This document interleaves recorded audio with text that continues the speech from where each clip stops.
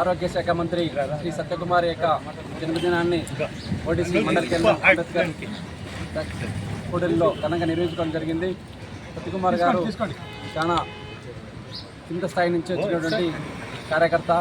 టీడీపీలో అదేవిధంగా ఆర్ఎస్ఎస్లో పనిచేసి ఒక మధ్యతరగతి కుటుంబం నుంచి వచ్చి ఈరోజు రాష్ట్ర మంత్రిగా, అంటే భారతీయ జనతా పార్టీలో మాత్రమే ఇలాంటి సాధ్యమవుతాయి.